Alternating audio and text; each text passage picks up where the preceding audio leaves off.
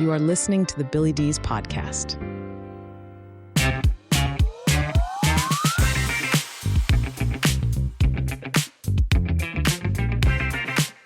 All right. Well, hello, everyone, and welcome to the program. As always, I am absolutely thrilled that you are here. If you've never checked us out before, we are primarily an interview and a commentary-based podcast. Today, we have an interview, and on the studio line with me right now is Lorie Kleiner Eckert. Lorie, welcome to the program. So glad you are here.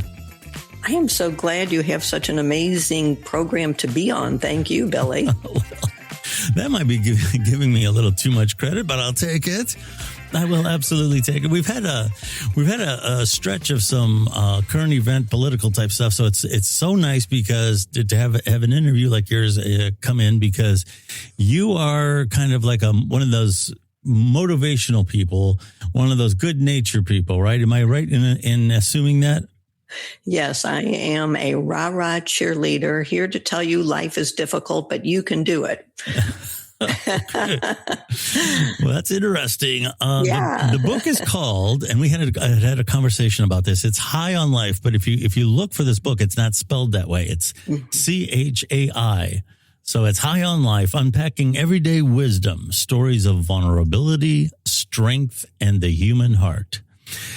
High is a mystical word in Hebrew, pronounced high, as I just said, making this book High on Life with a Jewish twist. What if good enough is actually better than perfect? My guest today argues just that in her new book, High on Life. Lorie is an author, motivational speaker, and artist who challenges societal norms with humor and heart. She is here to discuss why we should reject perfectionism, embrace our flawsome, now there's a word for you, identity, and celebrate therapy as a stigma-free tool. Of course, I think we can all agree on that.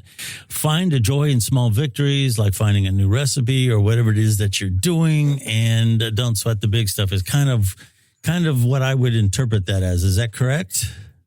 Exactly. Yeah, I've been in the motivation field for over 30 years, and everything that I have done is not rocket science. Okay. So the kinds of things I talk about, you already know. Yeah, so be grateful and all that kind of stuff. And I'm just here to remind you of all that. Sure. I noticed even in your pictures, some of the snippets of interviews that I caught you on prior to this program, the positiveness, if that's a word, that attitude, is that something you're born with? Because you seem like the type that you were always that way. When you were in grade school, were you like always the one that had something positive to say? No and yes, so I actually think that I'm kind of a pessimist and the cup is half empty and stuff like that. But it's through my work and when I see what I write and how I encourage others that I kind of have to stop myself and say, hold on, girlfriend, yeah. Let's look at that a different way. So I think that I've learned it. I think, and I've learned it by doing it. And it used to annoy me. So I have 5 books in print. And when I would be kind of down in the dumps, it would kind of annoy me when a friend would say, well, I've got the perfect book for you, meaning my book, that I was, get an attitude adjustment from that. So, yeah. Okay. You talk about, here again with the high, CHAI. And here again, the book is titled High on Life. Is there a meaning? I know you tie it into, the Jewish heritage plays a big part in this. Mm-hmm. I haven't heard that term, or at least if I have, I haven't. I've heard High on Life, but in regard to the way you're describing it, right? What is the origin of that? Is that tied into Jewish heritage, or what is that? Yeah, well, so high is a mystical word in Hebrew. I think you read that little piece, and that, and it means life. So you probably have heard it if you've ever watched movies. They like to make Jewish movies. They like to make weddings and show it as a Jewish wedding so someone can stomp on the glass at the end, you know. But when they stomp on the glass, everyone shouts l'chaim. That's the toast. That's a Jewish toast, and that means to life. So with this book, I am drinking a toast to life. Another interviewer had asked me if the book were a food, what would it be? And I said, well, it would be a comfort food because it's telling you you're fine just the way you are kind of stuff. And so I like when people say chai, like in chai tea, because that's a comfort food. Yes, it is. Plus they can find the book on Amazon if they call it chai tea, chai on life. Yes, when I saw your information, that's how I expected to say the word, as you know. So that's kind of where I was going. The core theme of your book is rejecting perfectionism in terms of things like good enough. And I smirk when I say good enough because that was a phrase that my dad absolutely despised. Why? He used to tell me, don't do anything, good enough. As a matter of fact, he had a business. And he had a catchphrase that said, where good enough won't do. I think good enough gets associated with somebody doing something over their shoulder. And all right, hey, look, we don't need to spend any more time on this. It's good enough. Yeah. So I think the context of that, the positive context of that, when you're having work done, I don't think you want somebody to say, well, that's just good enough. Leave it. Right. Oh, sure. But when you're sweating things, there comes a point, and you correct me if I'm wrong, but this is my take on the positive side of this. I have spent way too much time on certain things, whether they be recordings or things I'm working on. And there seems to come a point where you have to accept this is how good it's going to be, because when you continue on, any little bit better that you make is going to come with diminishing returns. It's going to take 10 times the work for 1% improvement. And once you reach that threshold, when you get to that point of diminishing returns, then it's time to stop. Because you waste a lot of energy and you waste a lot of time. Is that... And of course, I want you to explain, but that's my interpretation of the positive side of it. That is perfect what you said. That's lovely, but I come at it from a different direction. Okay, sure. So I was a stay-at-home mom for 1,000 years. And even when I became a motivational speaker and all like that, I was still raising kids. So where I'm coming from is that you don't always have to my parents used to say to me, do your best. I got an A instead of an A+ average. Did you do your best? Well, actually, no. If I studied 5 hours, I could have studied 6. You can always do more, as you were saying, but not everything requires that. So if you are making brownies and Ina Garten is coming to your house, well, you really don't want to use a mix. But if you're making brownies for the kids because they're hungry and you can whip that up in 5 minutes out of a mix, that's fine. So that's where my good enough is good enough comes from. And in fact, so High on Life has 36 slice of life stories. So I tell the stories of my life, hoping you will glean life lessons from it. And one of the stories is about a recipe from Ina Garten to make chicken soup. And it was so involved with, I think it had 3 or 5 whole chickens. I mean, it was insane what was in this. Who has a pot, even if it was 3? Who's got a pot that's going to hold 3 chickens, for goodness sake? Not I. Yeah. And I got to the point where I stopped making chicken soup. Well, chicken soup was something I did all the time for sick kids. And chicken soup for me was a chicken, an onion, some carrots, some celery, some seasoning and water, and cook it for 2 hours. And my family loved that for years. Yeah. But all of a sudden I was trying to do better because good enough wasn't good enough. So that's where I'm coming from. Same thing as a quilt maker. Sometimes you are making an heirloom quilt and you better make it the best possible.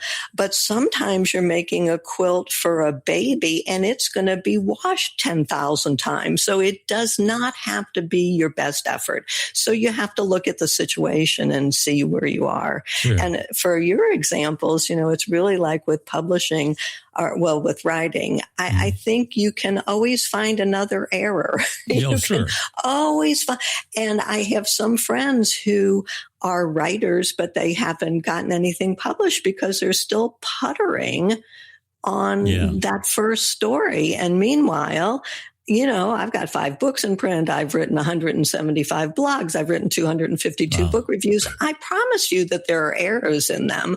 I try my best to make sure they're not.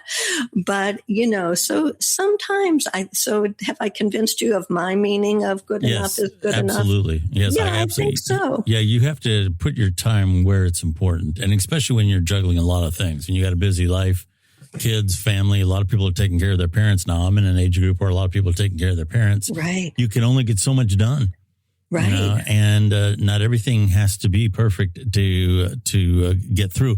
And I'll tell you, to go back to some of the things I've done where I just keep reworking things, I've actually made things worse. I should have just left it alone. I don't know how many times I've said that. I should have just left it alone. It was good enough. It was good enough. It was go tell your dad. Is your dad still with us? No, he's gone. But okay. That was one of his little sticking points. I don't want to hear it's good enough. When he asked me if I got something done, it's good enough. And I don't want to hear that. It was always a little joke. You have a number of different terms that you kind of highlight in your book as subjects, and one is everyday wisdom. And I kind of equate that with like common sense. In the context of what you're writing about, how would you describe everyday wisdom? Oh yeah, everyday wisdom. So I think that there's wisdom to be found everywhere. So when I was newly divorced and feeling useless, or I don't know what I was feeling, I saw a hunk of, on the corner, there was a hunk of empty land with a sign on it that said potential, and it's like, oh, if that clump of earth has potential, so must I. So isn't that everyday wisdom? Sure. When my kids were always appalled when I worked as a motivational speaker, I often sang to my audiences, Billy, I have a terrible voice, but I think I'm going to sing to you right now. And I would sing something like, row, row, row your boat gently down the stream. Merrily, merrily, merrily, merrily, life is but a dream. And if you let yourself go gently down the stream instead of fighting the current all the time, going against the current, maybe life is a dream. So isn't that everyday wisdom? Yes. That's it's just, a lot of people, for whatever reason these days, wear it as a badge of honor to constantly go against what everybody says, whether it's at work or whatever. I'm not just going to go along with this. I don't know that it's a badge of honor to always go upstream. Why do you think so many people feel that way? That they to make themselves stand out, they have to be the person that is convinced. They have, everything is a big decision. There's so many people who just need to be right, and I was just talking to a friend who has a very dear friend, and they're on opposite sides of the political spectrum in the United States. Well, you know how volatile that can be. Yeah. And my advice is you're never going to convince him. He's never going to convince you. Put it away. Say, we have all these years of friendship. I'll sing to again. Come on, people now. Smile on your brother. It's time to love one another right now. So that's what I would say. But people need to be right. They need to have the last word. And that's another little bit of everyday wisdom. When my son was a little boy, he was like 5 years old, and I said something to him, and he said something back, and I said something to him, and he said something back. And my neighbor, who was a school teacher, said, it's okay if he has the last word. you're still in charge. He's not going to do it, Yeah. So, I mean, all of those everyday, bits of wisdom go together. So to me, that person you're talking about has to be right. And he or she and I probably wouldn't really get along, or I would just be very quiet. I would listen, and I would say something like, "Don't take my silence for agreement," but but I don't want to argue with you. You know, some people just need to choose their battles. Not everything needs to be a battle, and but that's part of what I would call everyday wisdom. You talk about step by step to personal success, and I'm going to say that I'm going to make a little bet here that in your world, success can mean a lot of different things. When people hear success, they think Elon Musk or Steve Jobs. Yeah. But success can sometimes just be making your life enjoyable. There's a lot of people who don't necessarily make a lot of money, but they don't want the stress of a job or a lot of responsibility. They like the fact that they can work 9 to 5, come home and forget about work, and go to the baseball game with their kids. Oh, yeah. So this step process and what personal success is, do you want to talk a little bit about that? Oh, sure. When I started, this phase of my career, which was actually to promote my 4th book, and I was posting all kinds of old axioms, bromides on social media, like probably 4 times a day, and a lot of them had to do with success. And I was really meaning it business wise, that I was trying to make that 4th book a success and blah, blah, blah, blah. But then as my grandchildren were getting older and they were following me on social media, it's like, this is not the message I want to tell them. So you're right. There's lots of, same thing, pick your battle. There's lots of ways that you can be successful. And so I am a very firm believer in teeny tiny steps. And I think that that's for every field of endeavor. But let's talk about it if you're not getting along with somebody. So there is a book that I quote in High on Life that was written by Constance Aaron. She's actually deceased, but a social worker who wrote about divorce. And she was talking about getting along with your ex-spouse, and especially if there are children involved, this is a huge success to get along with this person, And she gives 5 types of couples that you can be perfect pals or you can be fiery foes. And there's 3 other steps along the way. And she says, if you just take 1 step a day in the direction of where, maybe there's 100 steps to get from here to here, and then 100 on the next leg and 100, but just take 1. And of course, you can't control what the other person is doing, right? You can only control yourself. But I think that takes you step by step to success. And I'm also doing it, smaller ways, in High on Life, talking about if you want to learn how to play the piano, make yourself practice 10 minutes every day. And on day 1, record you playing that little piece and practice for a week. And at the end, play it again. And you'll see, because you've got it recorded, how you have improved. And little by little, day by day, 10 minute by 10 minute, the stack of sheet music that you've mastered is going to grow and grow and grow. Maybe not from day 1 to day 3, but from day 1 to day 1001, you better believe it. So that's why, so step by step to success. But I think we can use it in the business world too. Sure. That the story, anybody comparing themselves to Elon Musk, that's just such dangerous stuff, because it's like, the kid in high school who wants to play, professional ball. Yeah. Maybe. Sure. Somebody's going to make it, but probably not. And so where you're saying, to be happy with what you're doing and all that kind of stuff, that's a huge success. But I think you don't realize that until you're a little bit older. Yeah. Yeah. Yeah, that's, they say youth is wasted on the young. That's for sure. You talk about true to life stories of inspiration. You want to just talk a little bit how you work that into your message? Yeah, true. Well, so all of my stories are true life stories.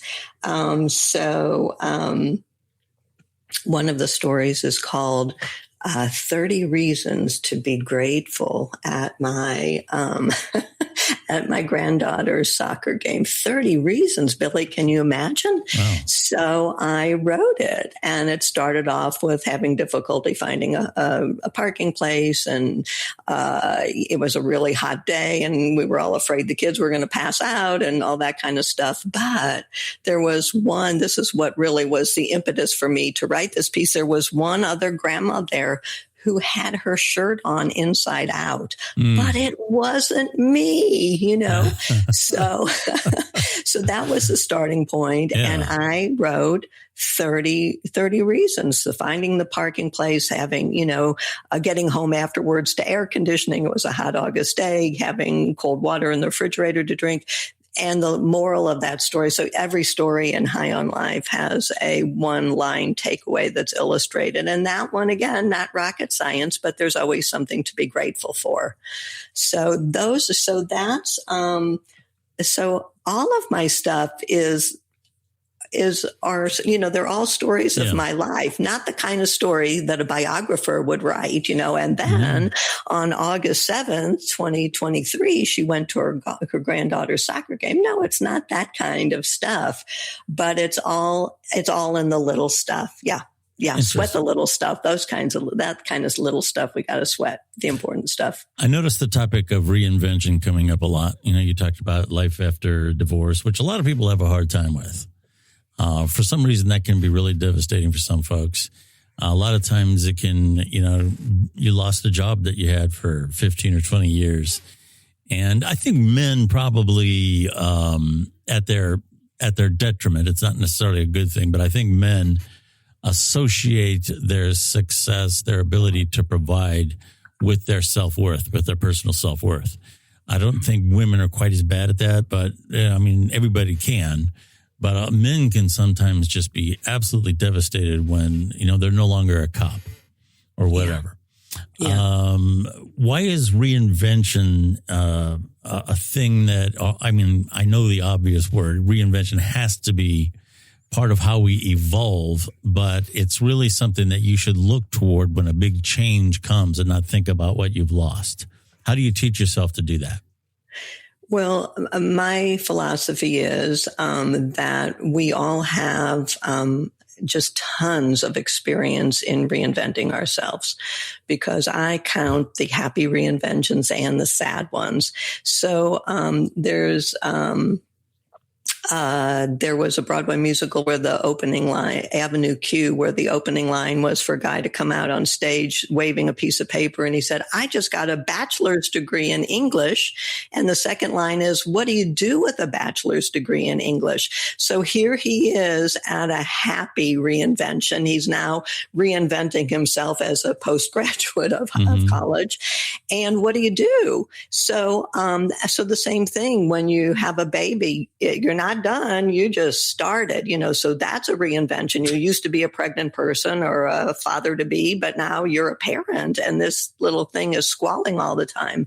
So I think that, those are the happy reinventions. And then you mentioned sad ones, losing the job, breaking up with someone, divorce, getting a bad health diagnosis. Sure. That's a terrible reinvention to have to go through. But we all go through so many of them that we have experience. So my method, as described in High on Life, is 2 steps. There's only 2 steps to reinventing yourself, because I want to keep it super easy, because when you're having one of those sad, hard, terrible reinventions, you just want to, hide out on the sofa with a blanket over your head.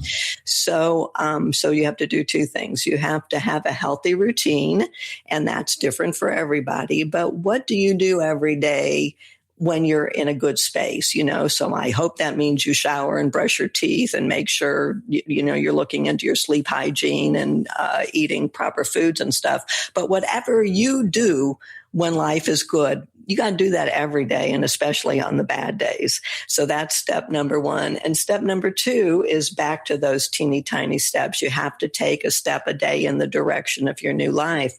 So if you are, I think it's very important to have an accountability log. So that can be something really inexpensive, like a spiral notebook at the grocery store.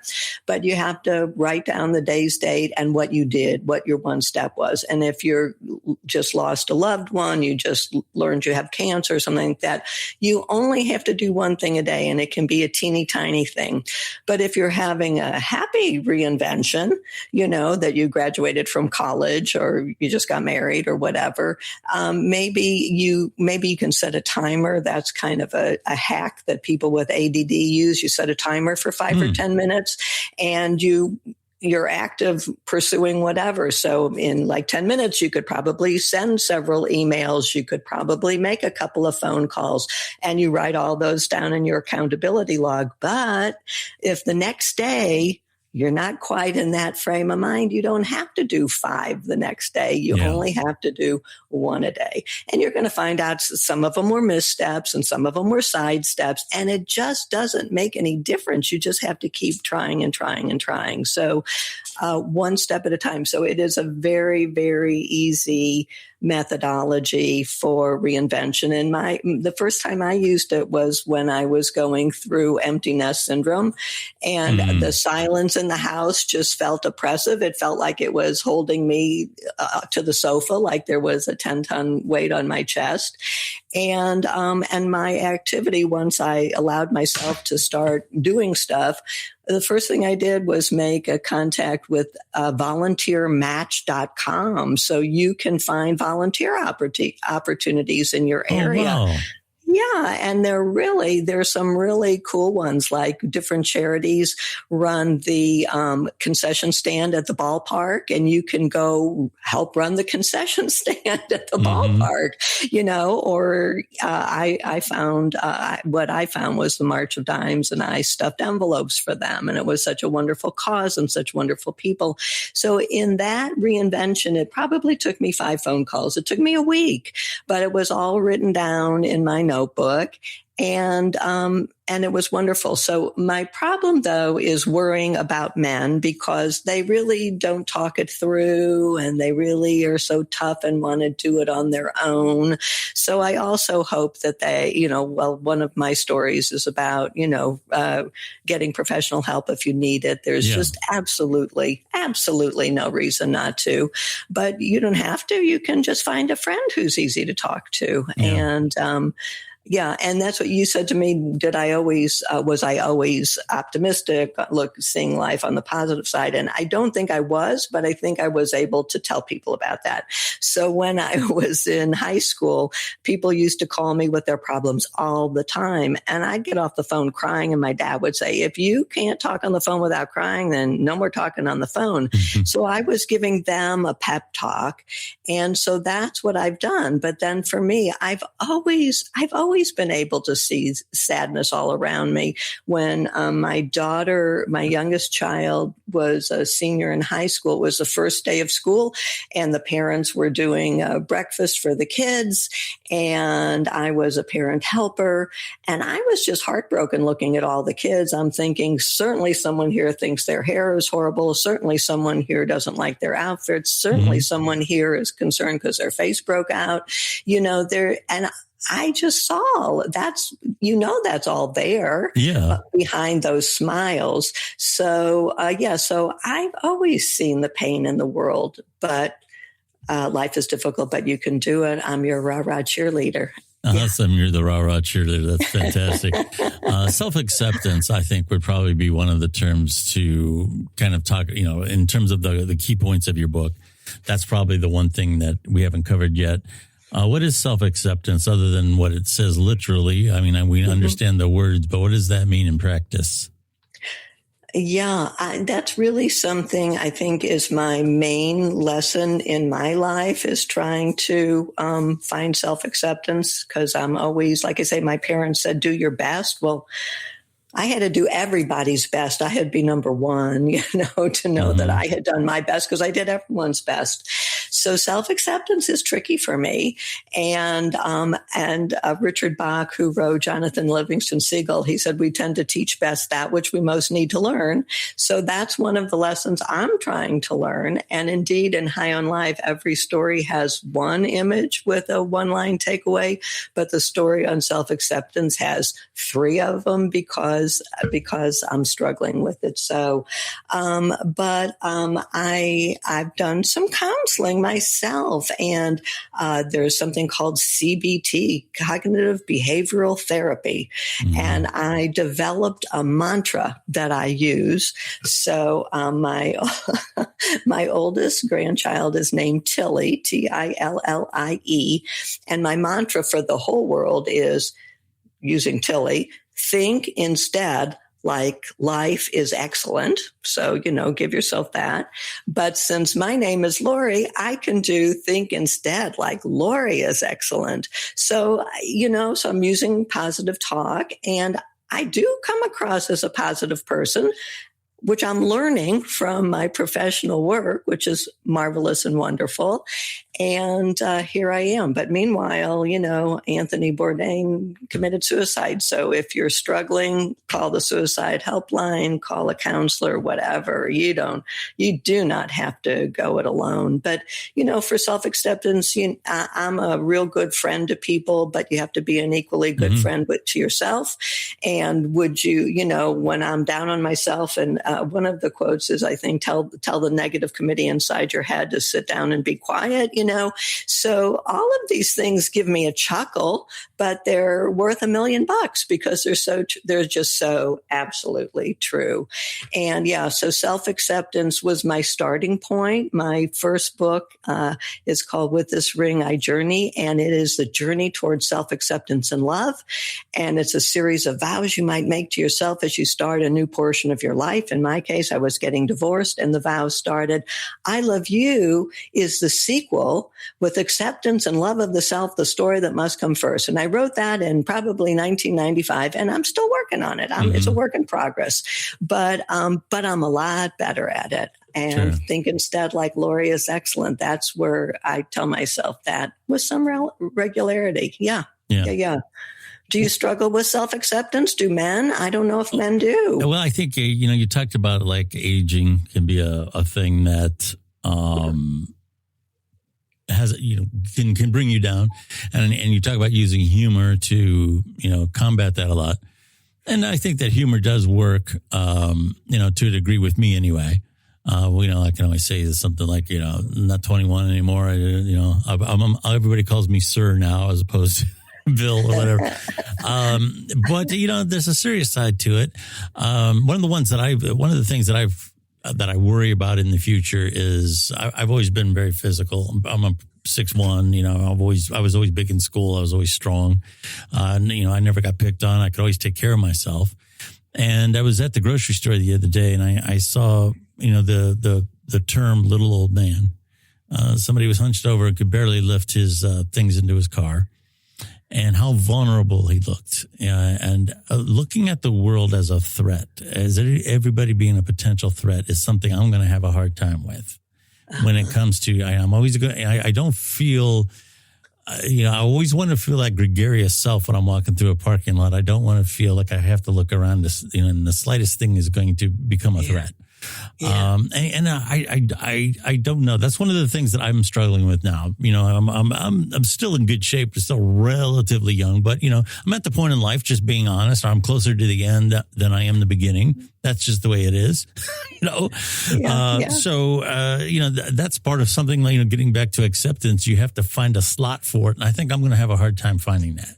Yeah, well, but I would imagine you are keeping up with your physical exercise and stuff like that, so that you're in the best physical form you can be. And we all have, physical changes that we don't like beyond our control. But, one of the stories in High on Life is my belly is flat, but the L is silent. That's funny. So I wish my belly were different, but so I think that you have to do all you can. You have no control over that. Clearly, none of us have control over what's coming down the pike. But if you're, physically fit, staying with it, I hope eating right. Have you done any shows on nutrition? I probably shouldn't talk about that. No, actually, I don't do too bad. I don't do too bad. Yeah. Good. I was never a beer and pizza person. That never was and I never did. So I stay away from a lot of junk. So I eat as healthy as I wouldn't say I'm one of the people that wakes up in the morning and says, what am I going to eat healthy today? I'm probably not one of those. Yeah. But I don't really eat, and I never did drink, never did smoke, so, I guess those are all good things. I always throw a curveball, Lorie. I always throw a curveball. Okay. So I'm going to throw a curveball. My brother's the baseball player, not me. Wait a minute. I always step away from the talking points at some point. And here again, there's no right or wrong answer. In terms of staying positive, and I'm not getting political, and we're not going to touch on anything specific in the news, but just in general, you mentioned your Jewish faith. There's a lot happening in the world that's impacting the Jewish community. And in general, there's stuff happening in the world that is really freaking out a lot of people. I mean, there's a lot of people that have a lot of uncertainty. They have a lot of dread. I've talked to a lot of people that say something really bad is going to happen. I get that a lot. Okay. In the face of the news, and we can talk about staying off of social media and doom scrolling, what they call doom scrolling. But anytime you turn on the TV, there's something that's no good. And the division and everything else that's going on, that has to impact people negatively. It has to. How do you get your mind off of that? And with being a realist, I'm not saying burying your head in the sand and pretending those things aren't happening. But how do you maintain a mentally healthy disposition when there's all this madness going on around you? Yeah, I really do what you said you can do, as I really do bury my head in the sand. So I have been very active politically in recent years, and done all kinds of stuff that I never had done before to get my point across. And then, I felt it all went for naught. So I was kind of burned out about that. And so I feel like there's nothing I can do to control it. I may make donations to the organizations that are working for the causes that I believe in, but I really do have my head in the sand. I mean, I say I look at the newspaper. I don't read it, but I do look at it every day. I get the New York Times and I get the Cincinnati Enquirer, and I look at it. I don't read it. And don't quiz me on current events, because I will definitely fail. But I just can't go there. And I have this one girlfriend who just wants me to get my head out of the sand. And of course, to be on her wavelength, which I would be. But anyway, she talks at me. I keep trying to change the subject. Well, she's one who you can always get her to talk about her daughter, Amanda. So in the middle of all this yap, political, I say, and what's Amanda up to lately? Yeah. So that's what I do. I really don't do the political stuff. To what end? Why? I have no control over anything. That's terrible. Oh, your listeners will really be throwing eggs at their listening devices. No, I think that's understandable. I think that you can easily go the other way.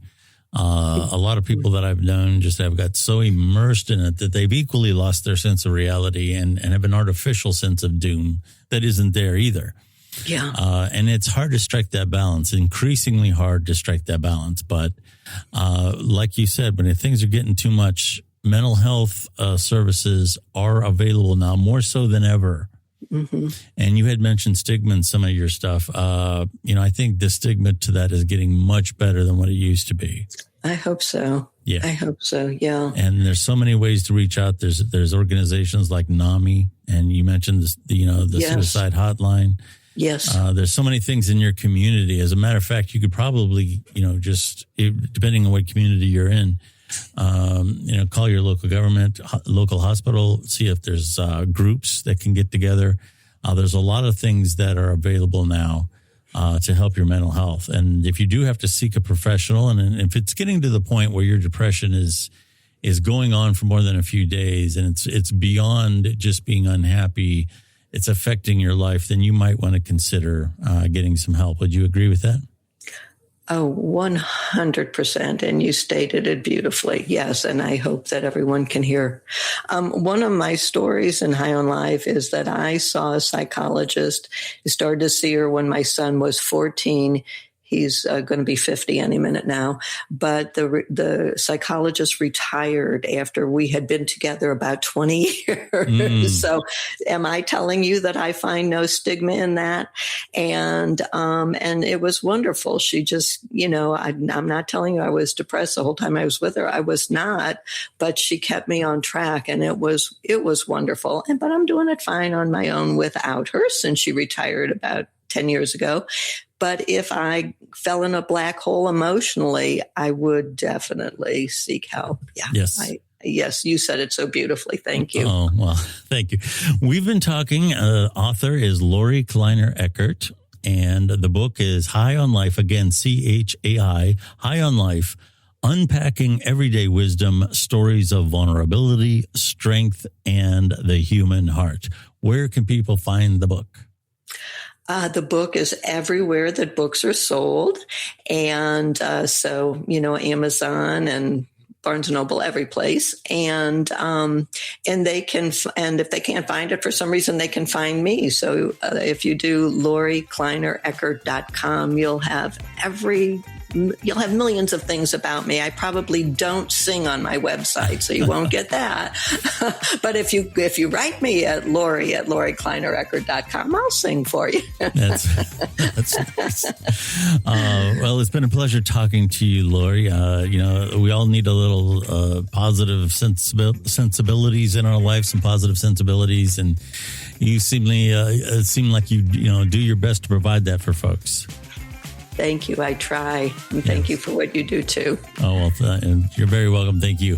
My name is Billy Dees, and you can find the Billy Dees Podcast anywhere podcasts are found. We have it's over a 10-year history now on all the major podcast platforms. Do check us out. And if you're so inclined and want to check out social media, probably the best place to find me is on X, which at one time was Twitter. And that's at Billy Dees on X. Thank you so much for listening to our podcast. And we will talk to you again very, very soon. Thank you. I'm Billy Dees and host of the self-titled podcast, The Billy Dees Podcast. We are primarily an interview and a commentary-based podcast featuring authors and creators talking about their craft, advocates for community issues, and myself and an array of co-hosts discussing current events. There's no partisan ranting and raving going on here, just great content. You can find the Billy Dees Podcast on your favorite platform and on Twitter at Billy Dees. Thank you, and I hope you listen in.